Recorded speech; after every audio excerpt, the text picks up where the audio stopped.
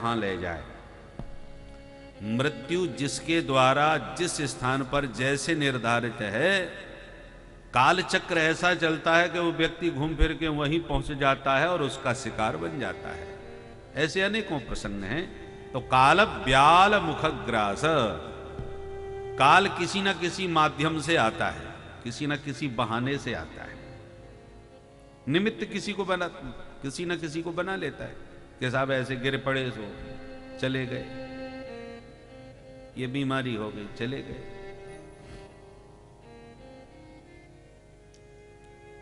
तो ये सारा संसार काल व्याल का ग्रास है। सबसे ज्यादा इसलिए हमें डर लगता है तो मरने से ही लगता है। तो मृत्यु का भय मिटाने के लिए ही श्रीमद्भागवतम शास्त्रम कलौ कीरेण भासितम, मौत का भय मिटाने के लिए ही भागवत शास्त्र को भगवान सुखदेव जी ने कलिकाल में प्रकट किया है। राजा परीक्षित को 7वें दिन मरने का शाप लगा। एक बात बताएं, ये सब जानते हैं कि एक ना एक दिन सबको मरना है, परंतु ये भगवान की कृपा है कि किसी को ये पता नहीं है कि कब मरना है। और मौत का पता न होने के कारण सब मस्त रहते हैं। यदि पहले से किसी को कोई बता दिया जाए, कोई ज्योतिषी बता दे या कोई डॉक्टर बता दे कि आप 7वें दिन मरने वाले हैं, 1 हफ्ता के मेहमान हैं, तो जो 7 दिन मौज मस्ती में कट जाते, पता लगने के बाद कटने वाले नहीं। फिर तो आप एक एक घड़ी, एक एक पल, एक एक दिन कैसे काटोगे आप सोच के देखो। पता न होने के कारण सब मस्त रहते हैं। हमारे राजेश्वरानंद जी, राजेश रामायणी जी हैं, रायपुर में कथा कह रहे थे, मौज में कथा चल रही थी, भरत जी का चरित्र गा रहे थे, कितना बढ़िया कथा कह रहे थे। शाम तक कथा कही और कथा कह के प्रसाद पाके मस्ती से सोए और रात के 1 बजे जय सिया राम रात में पधार गए। तो मतलब क्या है, किसी को उनको पता था कि आज ही हम पधारने वाले हैं। तो मस्ती से तब कट जाता है समय जिनको पता नहीं होता। और कहीं डॉक्टर पहले कह देता कि आज आप जाने वाले हैं, तो कोई कथा कह पाता या सुन पाता? किसी की भी बात हो, आज रात में आप पधारने वाले हो, तो फिर कुछ भी नहीं सूझता, न भोजन न पानी, सारा संसार में कुछ भी आपको अच्छा नहीं लगेगा यदि मौत का पता चल जाए तो। परीक्षित को पता चला कि हम 7वें दिन मरने वाले हैं, तो सारा साम्राज्य छोड़ छाड़ के और भाग करके सीधे गंगा के किनारे बरगद के नीचे बैठ गए। ऋषि मुनि समझाने पहुंचे। सुखदेव जी से जब पूछा कि क्या करना चाहिए, तो सुखदेव जी साधन बताने लगे। देवताओं को पता चला कि सुखदेव जी भागवत सुना रहे हैं परीक्षित को, तो अमृत का कलश लेकर के देवता आए और सुखदेव जी को प्रणाम करके बोले, महाराज परीक्षित 7वें दिन मरने वाले हैं, इसलिए आप इन्हें भागवत सुना रहे हो? सुखदेव जी बोले, बिल्कुल सही सुना है।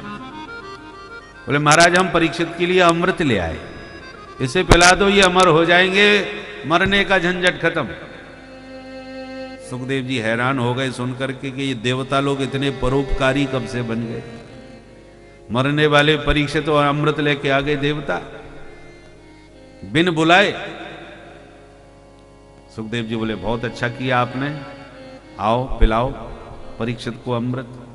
सोई देवता बोले, महाराज किंतु हम ये चाहेंगे कि परीक्षित तो हमारा अमृत पी लें और इसके बदले में प्रपाश्यामो वयम सर्वे श्रीमद्भागवतामृतम, ये भागवत रूपी अमृत जो आपके पास है वो आप हम देवताओं को पिला दे। सुखदेव जी ने उठाया डंडा, बोले भागो यहां से। कांच का टुकड़ा दे के बदले में करोड़ों की मणि मांग रहे हो? कांच और मणि की कोई बराबरी? क्व सुधा क्व कथा लोके क्व कांचः क्व मणिर्महान् ब्रह्मरातो विचार्यैवं तदा देवा जहासः। देवताओं का बड़ा उपहास किया, बोले भाग जाओ यहां से, कांच दे के करोड़ों की मणि हमसे मांग रहे हो। भागवतामृत में और स्वर्ग सुधामृत में बहुत बड़ा अंतर है। स्वर्ग के अमृत का पान करने वाले देवता कभी निर्भीक नहीं रह पाते। भागवत रस पान करने वाले तो परमहंस एकदम निर्भीक होकर विचरण करते हैं, मौत से भी उनका भय मिट जाता है। अमृत पीने वाले देवताओं का पुण्य नष्ट होता है, और क्षीणे पुण्य मर्त्य लोकम विशंति, पुण्य नष्ट होते ही वो स्वर्ग से नीचे गिरते हैं। पर हरि कथामृत कलमशापहम है, सारे पापों को धो डालता है, और ये कथामृत पान करने वाला निष्पाप होकर के सीधे भगवान के पाद पद्मों को प्राप्त कर लेता है।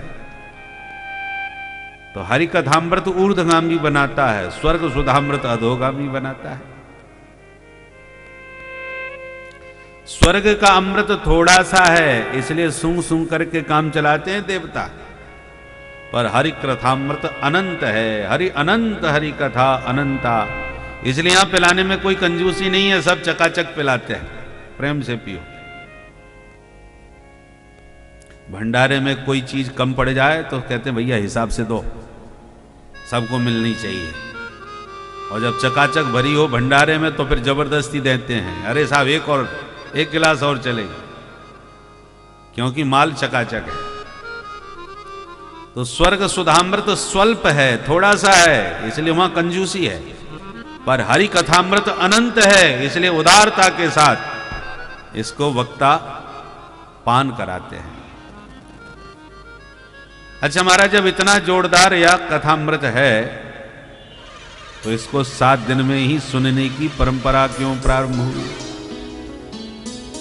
और ये परंपरा किसने प्रारंभ करी, कब से प्रारंभ करी, वो कृपा करके बताएं। सूत जी कहते हैं, अच्छा तो सुनो। एकदा हि विशालायां चत्वार ऋषयो मलाः सत्संगार्थं समायाता तत्र सोस्तत्र नारदम्। एक समय की बात है, बद्रीनाथ में चारों भैया सनकादिक घूम रहे थे कि अचानक उन्हें नारद जी दिखाई पड़े, तो बड़े खुश हो गए, चलो नारद जी से आज बढ़िया सत्संग करेंगे। और नारद जी के पास जाके देखा तो उनकी शकल पे 12 बज रहे थे। नारद जी बेहद परेशान भागे चले जा रहे थे। चारों भैयाओं ने टोका, कथम ब्रह्मन दीन मुख कुतश्चिंता तुरो भवान। वो ब्रह्मन कथम दीन मुख। नारद जी महाराज, आपका मुंह कैसे लटक रहा है? आपका चेहरा ऐसे लग रहा है जैसे किसी कंजूस का धन किसी ने लूट लिया हो। तुम्हारा कौन सा धन लूट गया बाबा? क्योंकि जो धन लूट लिया जाए महात्मा लोग उसको छूते भी नहीं, और संतों की जो संपत्ति होती है उसे दुनिया में कोई लूट सकता नहीं। महात्माओं का धन क्या है? हमारो धन राधा श्री राधा श्री राधा, हमारो धन राधा श्री राधा श्री राधा, परम धन राधा श्री राधा राधा राधा, परम धन राधा श्री राधा श्री राधा, रसिक धन राधा राधा राधा राधा राधा, रसिक धन राधा राधा राधा राधा राधा, परम धन राधा राधा राधा राधा राधा, परम धन राधा राधा राधा राधा राधा, हमारो धन राधा श्री राधा श्री राधा, हमारो धन राधा श्री राधा श्री राधा, परम धन राधा श्री राधा श्री राधा,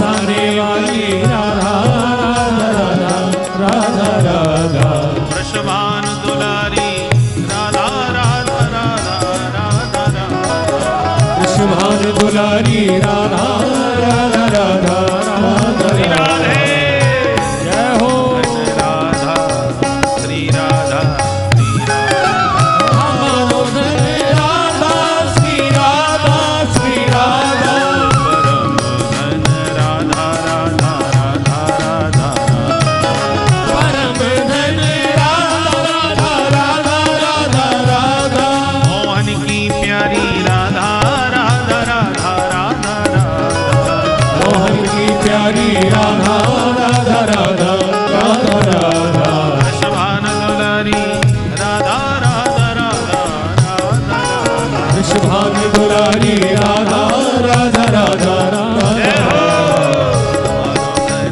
राधा श्री राधा श्री राधा हमारो धन राधा श्री राधा श्री राधा धन राधा श्री राधा श्री राधा परम धन राधा श्री राधा श्री राधा रसिक धन राधा श्री राधा श्री राधा रसिक धन राधा श्री राधा श्री राधा जीवन धन राधा राधा राधा राधा राधा जीवन धन राधा राधा राधा राधा राधा प्राण धन राधा राधा राधा राधा राधा प्राण धन राधा राधा राधा राधा राधा परम धन राधा हो परम धन राधा श्री राधा श्री राधा धन राधा श्री राधा श्री राधा परम धन राधा श्री राधा श्री राधा प्राण धन राधा श्री राधा श्री राधा प्राण धन राधा श्री राधा श्री राधा श्री राधा श्री राधा श्री राधा श्री राधा श्री राधा बोल राधा रानी की जय तो संतों का तो यही धन है। पायो जी माने राम रतन धन पायो, राम नाम के हीरे मोती संतों की तो यही संपत्ति है। तो नारद जी तुम्हारी कौन सी संपत्ति लुट गई जो ऐसे बर्बाद बाबा बने घूम रहे हो? क्या लुट गया तुम्हारा? नारद जी बोले सुनो बड़े भैया, हमारा लुटा कुछ भी नहीं है, पर एक टेंशन हो गया। किस बात का? बोले भारतवर्ष के अलावा तो कहीं सत्संग मिलता नहीं, और आप जानते हो हम बड़े सत्संग प्रेमी महात्मा हैं, इसलिए भारत में हम घूमे। कोई तीर्थ हमसे छूटा नहीं, सारे तीर्थों में गए, प्रयाग गए, पुष्कर गए, काशी गए, पर कहीं भी चित्त को चैन नहीं मिला, कहीं सत्संग का आनंद नहीं मिला। संतों के पास गए तो पाखंड निरता संत, संतों में हमने पाखंड का प्रवेश देखा। जो जितना पाखंड दिखा दे वो उतना ही सफल महात्मा। जटाभिस्तापसा, वास्तविक संत को लोग समझ ही नहीं पाते, पहचान ही नहीं पाते, और जितना प्रपंची और पाखंड दिखा सके वो ही कलिकाल में बहुत पूजता है। नारद जी कहते हैं ये हमने देखा। पाखंड का मतलब क्या है? पापस्य खंडः, जो पाप का ही एक खंड है उसी का नाम पाखंड है। हमारे गुरुदेव भगवान सरकार अर्थ करते थे, पालन करने योग्य धर्म का जो खंडन करने लगे उसी का नाम पाखंड है। स्नान करना, भजन करना, जप करना, तिलक लगाना, कंठी धारण करना, ये सब पालन करने योग्य धर्म है। परंतु जो पाखंडी लोग होते हैं वो इसी का खंडन करने लगते हैं। अरे तिलक लगाने से क्या होगा? अरे नहाने धोने से क्या होगा? तन साफ होता है, मन तो गंदा है। हर बात में इससे क्या होगा, उससे क्या होगा। तो जो धर्म का पालन करना चाहिए उसी का खंडन करने लग जाए। हमारे गुरुजी तो महीनों तक नहीं नहाते, बहुत अद्भुत महात्मा है। तो जो बिल्कुल ना नहावे, चाहे कुछ भी खावे, लोग उसी को सिद्ध महात्मा समझते हैं। तो पालन करने योग्य धर्म का जहां खंडन किया जावे वो पाखंड है।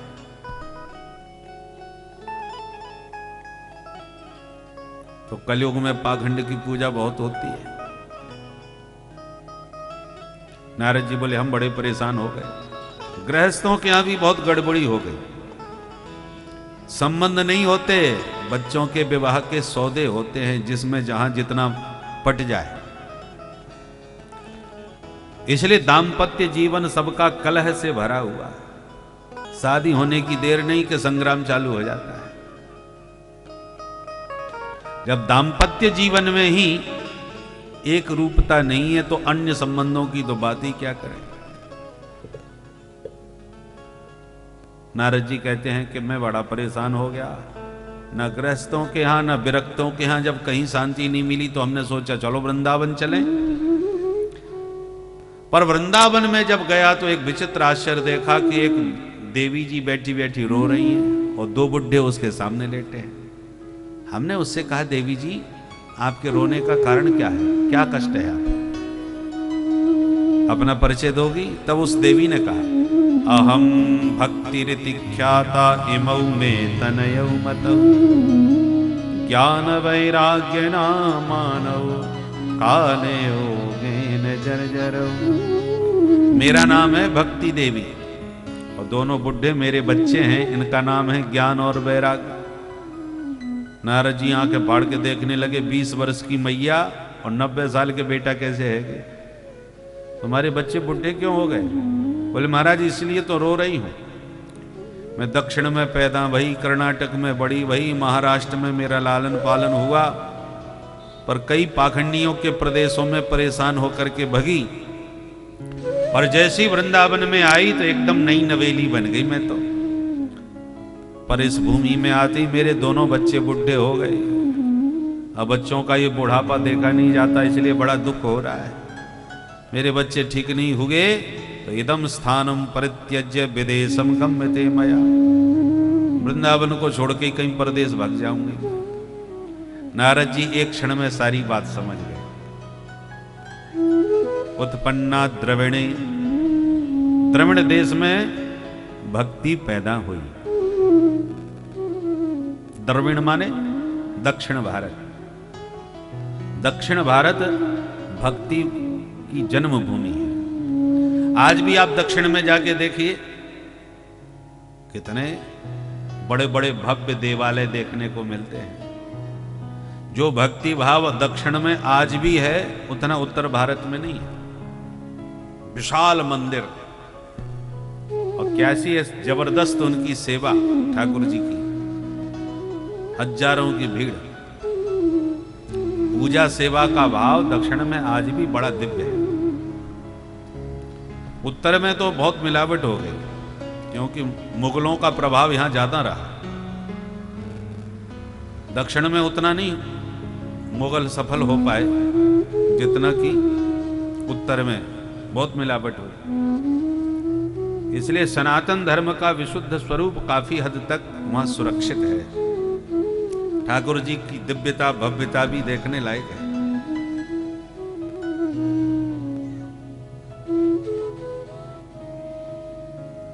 हम लोगों के यहां भगवान की, अरे भाई मंदिरों में तो हालत ये होती जा रही है कि इलेक्ट्रॉनिक घंटी लगानी पड़ रही है। आरती में लोग उपस्थित हो नहीं पाते, अब घंटी कौन बजाए? ये स्थिति हो रही है। मंदिरों में लोगों की निष्ठा उतनी नहीं देखने को मिलती।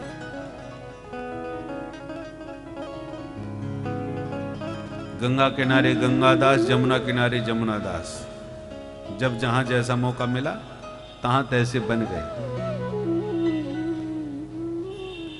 इसलिए भक्ति की जन्मभूमि दक्षिण। अब अपने भीतर भी देखें, उत्पन्ना द्रविणे, भक्ति उत्पन्न होती है कब? जब हृदय द्रवित होता है तब। वाग गदगदा द्रवते यस्य चित्तम, प्रेम में जब हृदय द्रवीभूत हो जावे, पिघल जावे, शरीर रोमांचित हो जावे, नेत्र सजल हो जावे, तब समझ लो भक्ति उत्पन्न हो रही है। ये द्रविण देश है। हृदय द्रवित हो। उत्पन्ना द्रविडेशाहम वृद्धिम कर्णाटके गता। हृदय में प्रेम प्रभु से के प्रति जगा तो हृदय द्रवित होगा, भक्ति उत्पन्न होगी। पर धीरे धीरे बड़ी भक्ति बढ़ेगी कब? कर्णाटके गता, कर्नाटक में बढ़ी भाई। तो हमारे भीतर कर्नाटक माने कर्ण, इन कानों से जितनी भगवान की कथा सुनोगे भक्ति तुम्हारी और उतनी बढ़ेगी। प्रेम से भक्ति द्रवित हृदय द्रवित होता है प्रेम से, तो भक्ति उत्पन्न हुई। वृद्धि कर्णाटके गता, कानों से जितनी भगवान की महिमा और गुणानुवाद सुनोगे उतनी भक्ति पुष्ट होगी, भक्ति बढ़ेगी।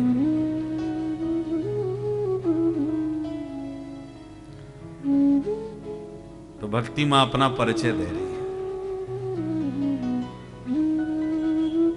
बोले मैं वृंदावन में आई तो एकदम नई नवेली बन गई, पर बच्चे मेरे दोनों बुढ़े हो गए। इसका मतलब क्या है? वृंदावन में आज भी भक्ति का ही राज्य है। 90 वर्ष के बुढ़े भी ठुमका लगाते होंगे बिहारी जी के मंदिर में, आपको मिल जाएंगे। गली गली में लोग झूमते राधे राधे पुकारते नजर आएंगे, पर ज्ञान वैराग्य को कोई नहीं पूछता। वहां पर रसिकों की भूमि वृंदावन है, प्रेमियों की भूमि वृंदावन है। वहां पर चारों तरफ भक्तों का गढ़ है, भक्तों की भावमयी भूमि वृंदावन धाम है। वृंदावन धाम को बास भलो, जहां पास बहे जमुना पटरानी। जो जन नहाय के ध्यान धरे, बैकुंठ मिले तिनको रजरानी। चारों वेद बखान कहे, और संत मुनि ने गुनी मन मानी। यमुना यमदूतन टारत है, अवतारत है श्री राधिका रानी। बोल राधा रानी की जय, बरसाने वारी की जय।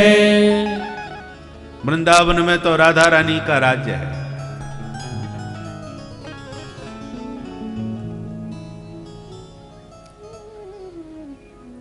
इसलिए वृंदावन में सब राधे राधे पुकारते नजर आते हैं। ज्ञान वैरागी की चर्चा ज्यादा नहीं, इसलिए ज्ञान वैरागी बेचारे बुढ़े पड़े हैं वृंदावन में। नारद जी बोले देवी बिल्कुल दुखी मत होना, मैं नारद प्रतिज्ञा करता हूं, जन जन में मैंने तुम्हें प्रतिष्ठित नहीं करवा दिया तो मैं हरि का दास नहीं। शपथ ली नारद जी ने, तो भक्ति बड़ी खुश हो गई। नारद जी की स्तुति करने लगी भक्ति मां। जयति जगति माया यस्य कायादवस्ते। जयति जगति माया यस्य कायादवस्ते। वचन रचन में कम केवलम चाकलैया। वचन रचन में कम केवलम चाकलैया। ध्रुव पदमपि यातो यत् कृपातो ध्रुवोऽयम्। ध्रुव पदमपि यातो यत् कृपातो ध्रुवोऽयम्। सकल कुशल पात्रं ब्रह्मपुत्रं नतास्मि। सकल कुशल पात्रं ब्रह्मपुत्रं नतास्मि। ब्रह्मपुत्रं नतास्मि। ब्रह्मपुत्रं नतास्मि। जयति जगति माया जयति जगति माया जयति जगति माया। हे नारद जी आपकी जय हो जय हो जय हो। आपके वचनों पर विश्वास करके कयाधु का बेटा प्रहलाद भक्तों में शिरोमणि बन गया। आपके ही वचन के अनुसार आचरण करके ध्रुव जी महाराज ध्रुवतारा बने, आज तक चमक रहे हैं। तो नारद जी महाराज जैसे ध्रुव प्रहलाद पर कृपा करी, ऐसे मेरे इन बच्चों पर भी कृपा करो। नारद जी बोले देवी दुखी मत हो, श्री कृष्ण चरणाम भोजम स्मर दुखम गमिष्यति। गोविंद के चरण कमलों का स्मरण करो देवी, सारा दुख दूर हो जाएगा। ब्रज के नंद लाला श्री राधा जू के सांवरिया, सब दुख दूर हुए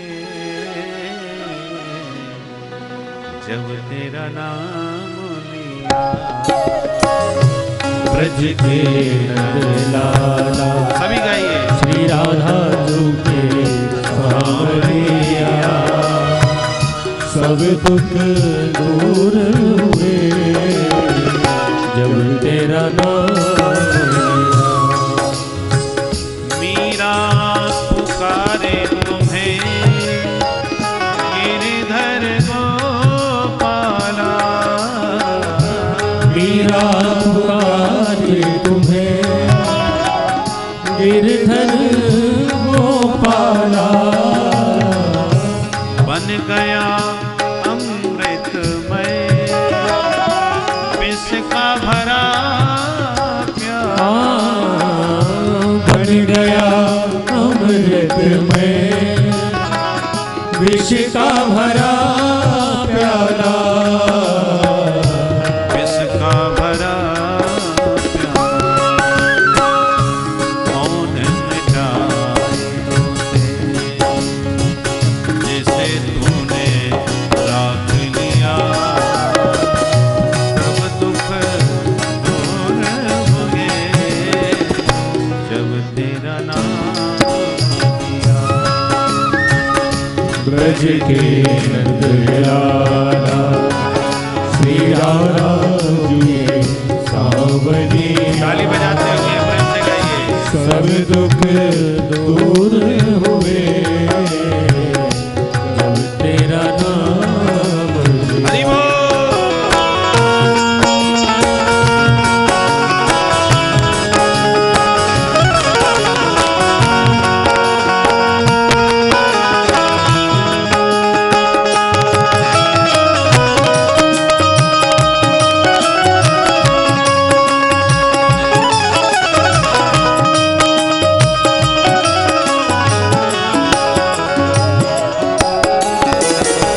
जब तेरे गोकुल में आई विपदा भारी, जब तेरे गोकुल में आई विपदा भारी, एक इशारे पे सारी विपदा टली, एक इशारे में सारी विपदा तारी, सारी विपदा उड़ गया गोवर्धन जिसे तूने उठा लिया, सब दुख दूर हुए जब तेरा नाम। ब्रज के नंद लाला श्री राधा जू के सांवरिया, सब दुख दूर हुए जब तेरा नाम हरि लिया। बोल। जय हो।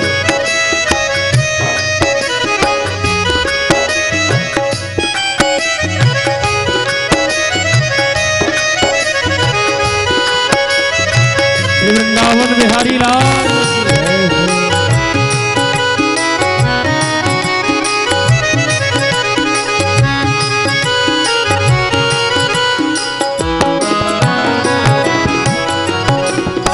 नैनों में श्याम बसे मन में बनवारी, नैनों में श्याम बसे मन में बनवारी, सुध बिसराए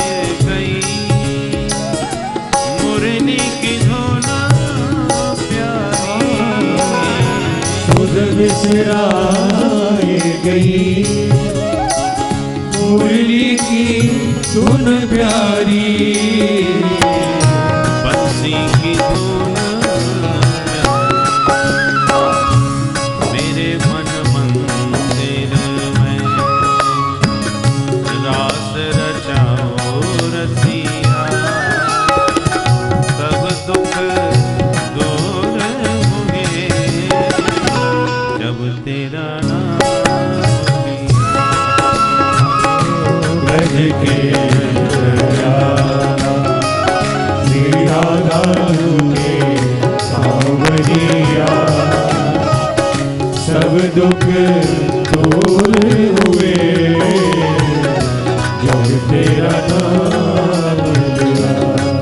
ओ सब दुख दूर हुए जब तेरा नाम लिया।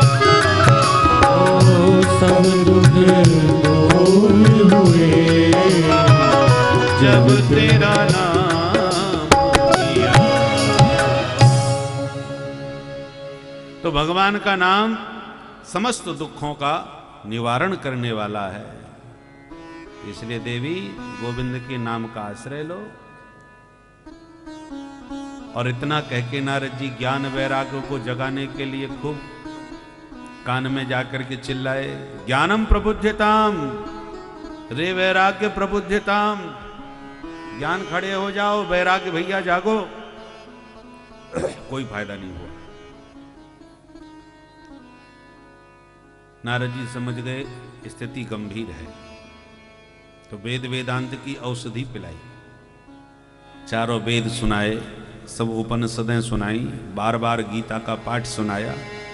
थोड़ा सा होश आया, आंख खोल के चारों तरफ देखा, फिर बेहोशी में चले गए। अब नारद जी चिंता में पड़ गए, इतना हैवी डोज देने के बाद भी फायदा नहीं, अब कौन सी दवा पिलाऊं। आकाशवाणी हुई, नारद जी सत्कर्म करोगे तभी ये ठीक होंगे। नारद जी बोले, तो इतनी देर से हम कर क्या रहे थे? क्या अभी तक हमने ये सत्कर्म नहीं किया? ये वेद वेदांत सब सुनाया, कौन सा सत्कर्म करूं बताओ? आकाशवाणी ने कहा, संतों से पूछो, संत बताएंगे। तो नारद जी उठ के चल दिए। जो भी महात्मा मिलता है उसी से प्रश्न करते, महाराज जी ये बताओ सत्कर्म किसे कहते हैं? अब नारद जी की इतनी प्रसिद्धि है कि वो जिससे प्रश्न करते हैं वही महात्मा उनके हाथ जोड़ लेते हैं। अरे नारद जी, आप ब्रह्मा के बेटा दुनिया में घूमते हो, हमसे पूछ रहे हो सत्कर्म, हम आपको बताएंगे। आपके सामने हम क्या चीज? जिनकी बहुत ख्याति थी जगत गुरु महामंडलेश्वर, उनके पास गए, महाराज आपका तो बहुत नाम है, बड़े विद्वान संत हैं, आप कृपा करके बताओ सत्कर्म किसे कहते हैं? उनको अब उन्होंने सोचा यदि हम मना कर देंगे तो बेइज्जती हो जाएगी कि हमको नहीं मालूम, चेला लोग इतने बैठे हैं। तो गुरुजी ने इशारे में कह दिया, आजकल हमारा मौन व्रत चल रहा है, मौन खोलने दो, फिर हर प्रश्न का जवाब मिलेगा आपको, और इस समय कुछ नहीं बोलेंगे। तो मौनी बाबा बन के उन्होंने अपनी इज्जत बचाई, और किसी ने कोई जवाब नारद जी को नहीं दिया। तब नारद जी ने निर्णय लिया, अब हम किसी से नहीं पूछेंगे, सीधे बद्रीनाथ में चल के भगवान नर नारायण से पूछ के आते। सो महाराज मैं उन्हीं को ढूंढ रहा था बद्रीनाथ में, तो वो तो मिले नहीं, आप चारों मिल गए, और आपने हमारी चिंता का कारण पूछा, हमने अपनी राम कहानी सुना दी। अब हमारा प्रश्न आप ही चारों भैयाओं से है, आप ही बता दो सत्कर्म किसे कहते हैं? सनकादिक चारों भाई बोले, राम राम, इतनी मामूली बात पर आप परेशान हो रहे हो? बिल्कुल चिंता छोड़ो, हम बताते हैं। बोले बताओ। बोले श्रीमद् भागवतालाप सतु गीत सुकादभी।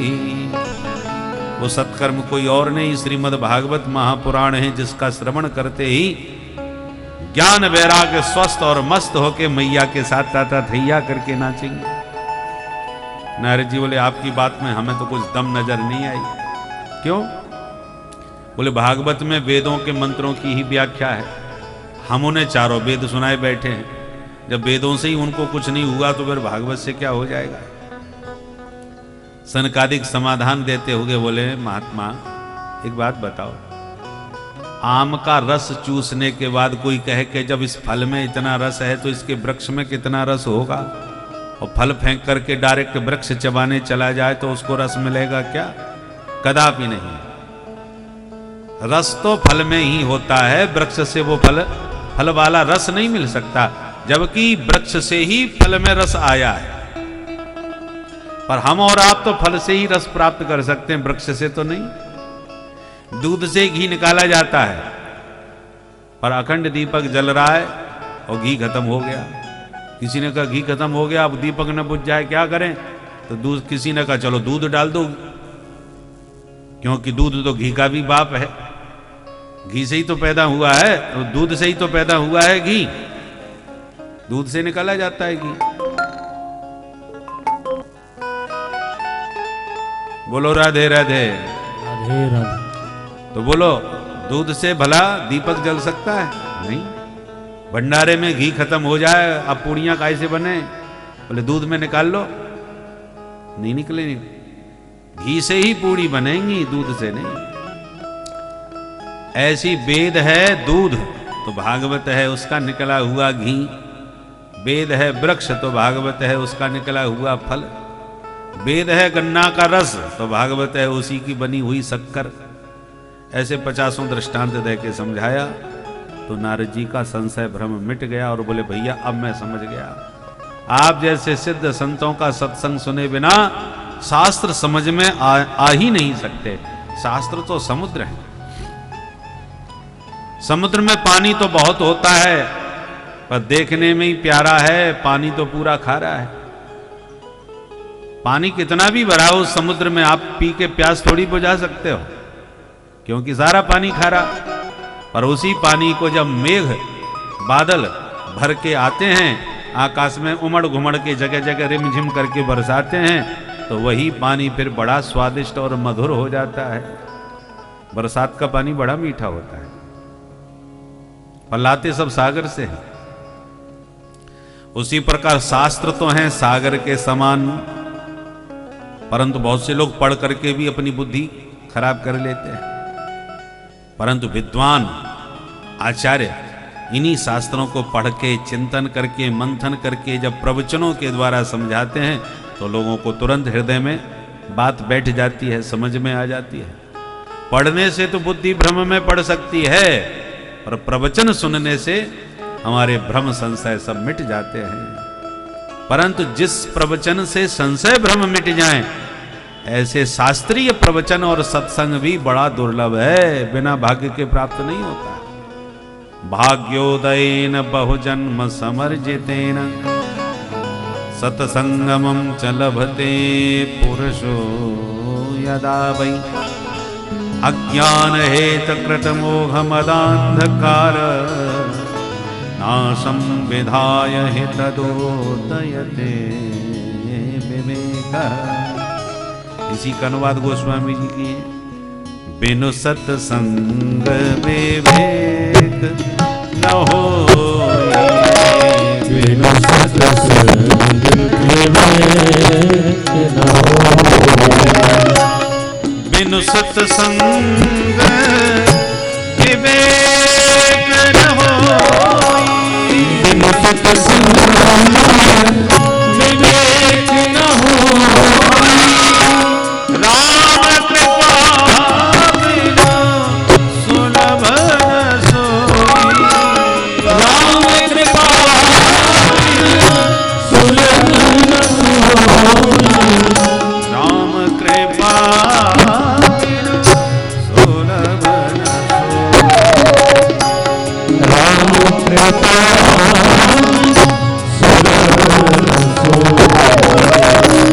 आवत यही सर अति कठिनाई, आवत यही सर अति कठिनाई, राम कृपा बिनु आब न जाई, राम कृपा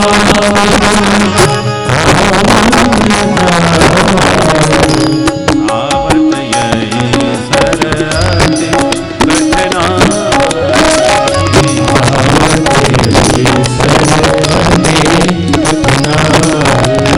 अति कठिनाई।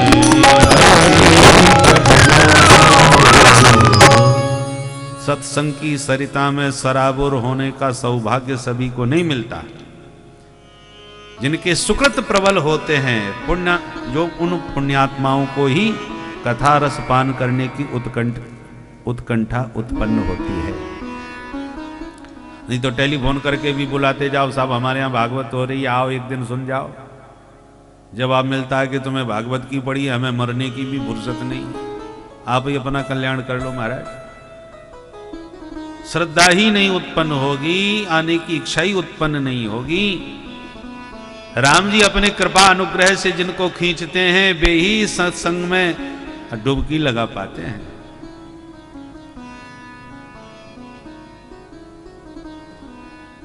नारद जी बोले, बड़े भैया अब तो आप ही हमें एक बार भागवत सुना दो। बोले सुना देंगे। कहाँ? बोले चलो हरिद्वार, गंगा किनारे। नारद जी सनकादिकों को लेकर के हरिद्वार में आए। ऋषि मुनियों को पता चला कि नारद जी कथा करवा रहे हैं। किससे? बोले सनकादिकों से। तो कुछ श्रोता तो आयोजक के संबंध से आते हैं, ऐसा उनके यहाँ भागवत हो रही है, जाना पड़ेगा, नहीं नाराज हो जाएंगे, संबंध बिगड़ जाएंगे। और कुछ लोग वक्ता के संबंध से भी आते हैं, कैसा वो वक्ता बहुत बढ़िया कथा कहते, भाई उनकी कथा तो हम जरूर सुनेंगे, भले ही आयोजक से उनका कोई संबंध हो या ना हो, वक्ता के संबंध से आते। पर नारद जी जैसे फक्कड़ महात्मा आयोजक और सनकादि जैसे विरक्त महात्मा वक्ता, दोनों ही ज्ञान के भंडार हैं। श्रोता वक्ता ज्ञान निधि कथा राम के गुण। इसलिए ऋषियों का समुदाय उमड़ पड़ा। भृगु वशिष्ठ गौतम मेधातिथि देवल देवरात परशुराम, बड़े बड़े सिद्ध महात्मा सब भाग भाग के आने लगे। देखते देखते हरिद्वार का गंगा तट महान संतों के द्वारा आच्छादित हो गया, भर गया। चारों तरफ कोई शंख बजा रहा है, कोई जय जयकार कर रहा है, बोल गंगा मैया की जय। चारों वेद ऋषि मुनियों का वेश बना करके आ गया। और जैसी कथा का महात्म्य प्रारंभ किया सनकादिकों ने, सदा सेव्या श्रीमद् भागवती कथा, यस्या श्रवण मात्रेण हरिश्चित्तं समाश्रय। भगवान की कथा हर समय हर क्षण कभी भी सुन सकते हो, कोई प्रतिबंध नहीं है कि इस समय सुनना निषिद्ध है। सदा सेव्य, कभी भी सुन। इसके श्रवण करने से चित्त में चित्तचोर चिपक जाते हैं, हृदय में हरि उतर आते हैं। सबके हृदय में ठाकुर जी बैठे हैं। ईश्वर सर्वभूतानाम हृदय सेर्जुन तिष्ठति, गीता में भगवान कह रहे हैं। परंतु किस तरह कैसे रहते हैं? जैसे लकड़ी में आग रहती है। प्रत्येक लकड़ी में आग है कि नहीं है? तभी तो घर्षण करने पर उत्पन्न हो जाती है। पर इतनी सर्दी पड़ रही है, अंधेरा हो रहा है, और कोई कहे लकड़ी को चिपक कर, लकड़ी से चिपक के बैठ जाओ, गर्मी आ जाएगी, क्योंकि इसमें आग रहती है। तो गर्मी मिलेगी क्या? कभी नहीं। न सर्दी भगेगी, न गर्मी मिलेगी, न प्रकाश होगा, न अंधेरा जाएगा। परंतु घर्षण करने पर जब वही अग्नि प्रकट हो जाती है तो सर्दी को भी भगा देती है, अंधकार को भी भगा देती है, और प्रकाश उत्पन्न कर देती है। अग्नि से प्रकाश हो जाता है।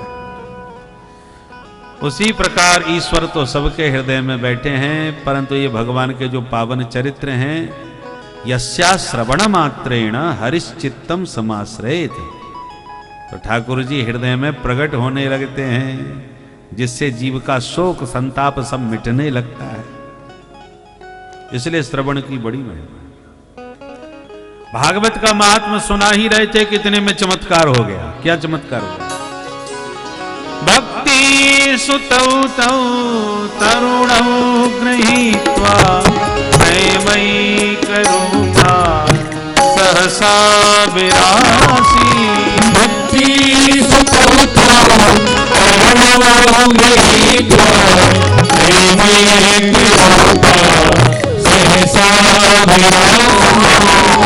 कृष्ण गोविंद हरे मुरारे नाथेति नामानि मोहम्मद श्री कृष्ण गोविंद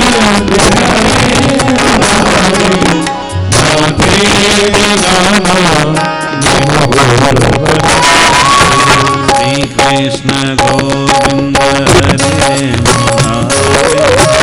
नाथ नारायण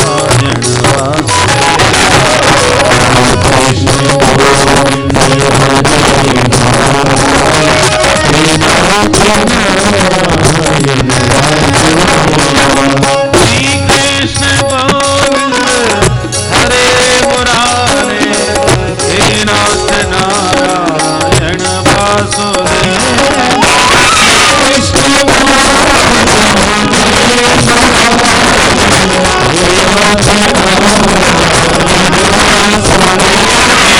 श्री कृष्ण गोविंद हरे मुरारे हे नाथ नारायण वासुदेव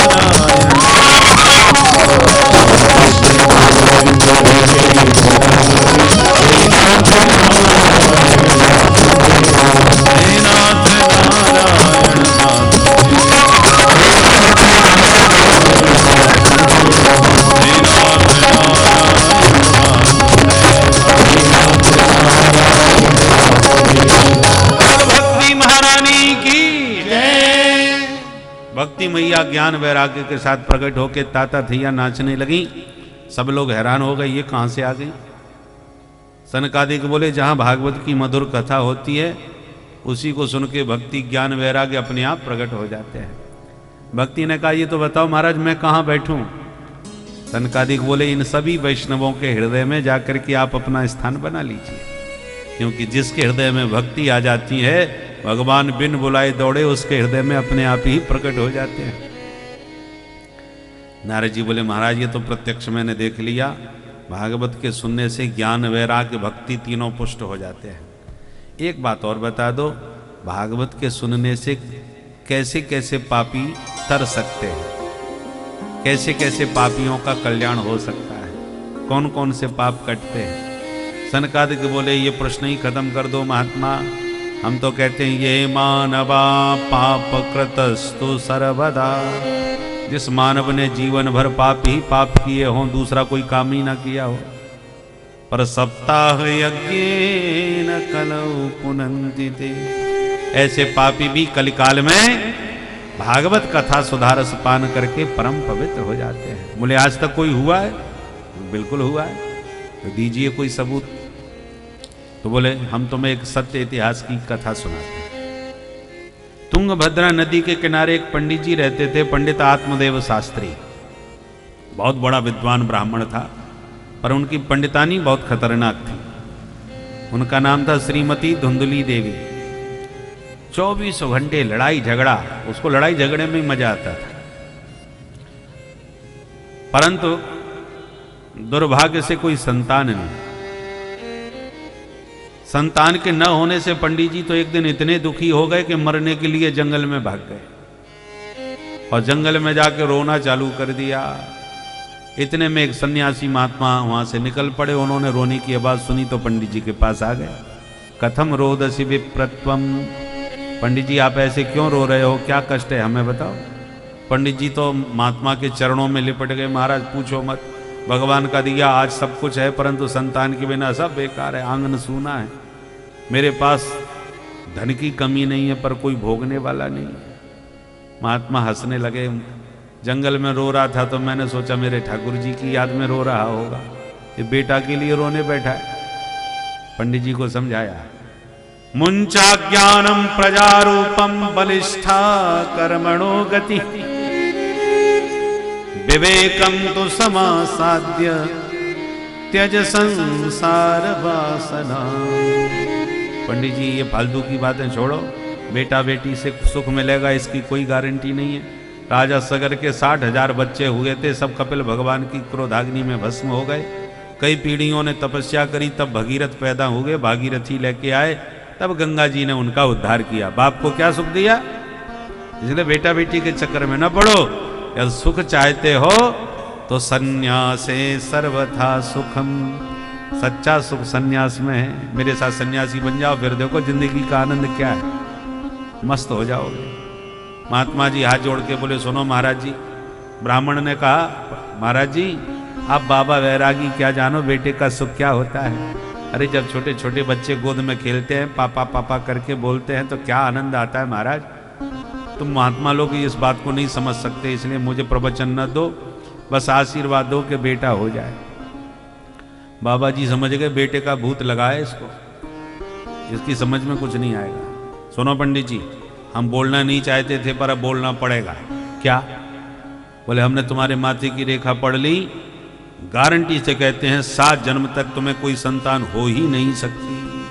7 जन्मावधि तब पुत्रो नई वच नई वच। जो सुना पंडित जी ने बड़ी जोर से धरती में सिर पटक दिया। बाबा जी डर गए, पंडित जी क्या कर रहे हो भैया, मर जाओगे, प्राण निकल जाएंगे।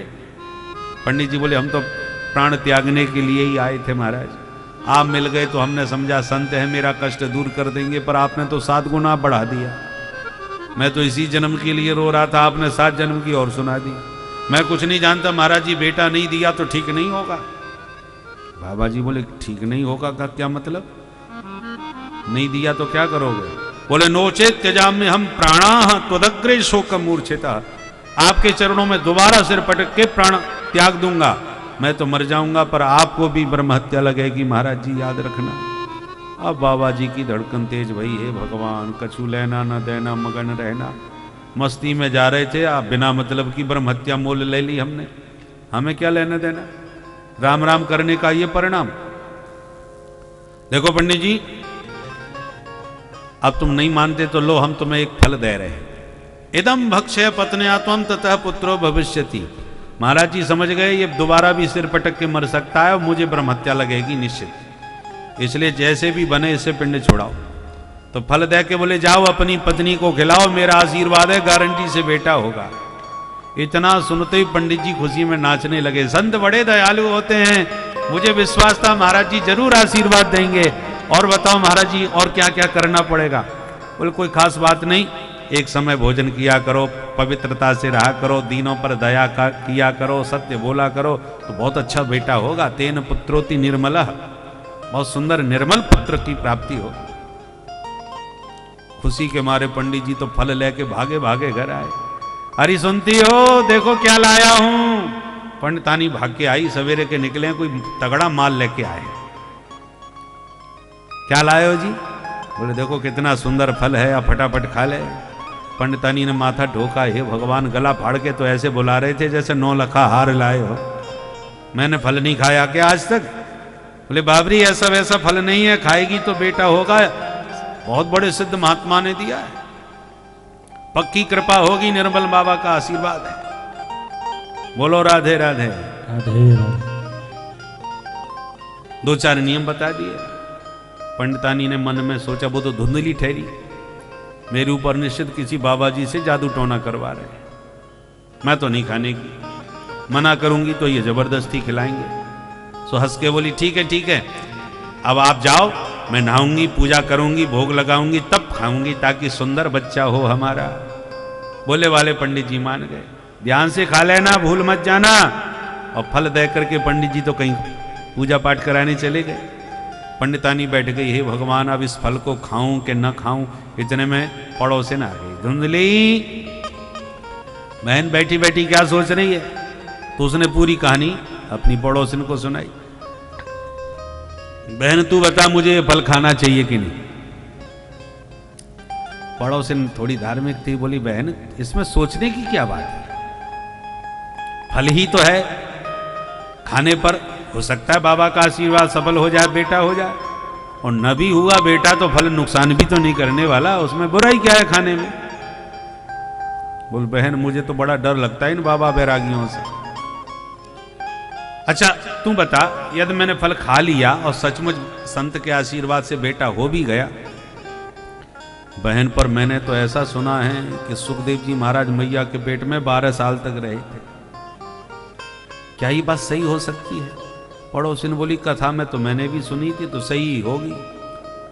धुंधली बोली हे भगवान, कहीं मेरा बच्चा कहीं 4-5 साल भी रह गया तो तदा में मरणम भवेत, मैं तो जीते जी मर लूंगी। पड़ोसिन बोली ऐसे मत सोच, सुखदेव जी जैसे संत बार बार पैदा नहीं होते, ये तो अपवाद है, कभी कभी ऐसा कुछ हो जाता है। तू ऐसा उल्टा सीधा मत सोच, सोचेगी तो जिंदगी में कुछ नहीं कर पाएगी। भगवान का नाम ले फटाफट खा ले। अच्छा तू कहती है तो खा तो लूं, पर बहन मैंने ऐसा भी सोचा है कि गर्भवती स्त्री को ज्यादा काम नहीं करना चाहिए। अब तू बता बहन, मैं काम नहीं करूंगी तो मेरे घर का काम कौन करेगा? कोई नौकर चाकर तो है नहीं, पूरा काम अकेला करती हूं। पड़ोसी ने बोली ये कोई बहुत बड़ी समस्या नहीं है, यदि वैसे बात तो सही है, काम ज्यादा नहीं करना चाहिए। एक काम कर, तू अपनी ननद को बुला लेना, वो बड़ी होशियार है, कुछ महीनों की बात है, सब संभाल लेगी, और जब वो बुआ बन जाए तो उन्हें बधाई के नाम पर कुछ दो, उसका मुंह खुश कर देना, कुछ ले दे के खुश कर देना अपनी ननद को। धुंधली बोली बहन मेरी ननद का नाम मत लेना, वो महाचोटी है, उसके भरोसे मैंने घर छोड़ दिया तो मेरे तो घर का ही सत्यानाश हो जाएगा। बिल्ली के भरोसे कहीं दूध की रखवाली होती है? पड़ोसी ने बोली ठीक है बहन, तो तेरी बुद्धि में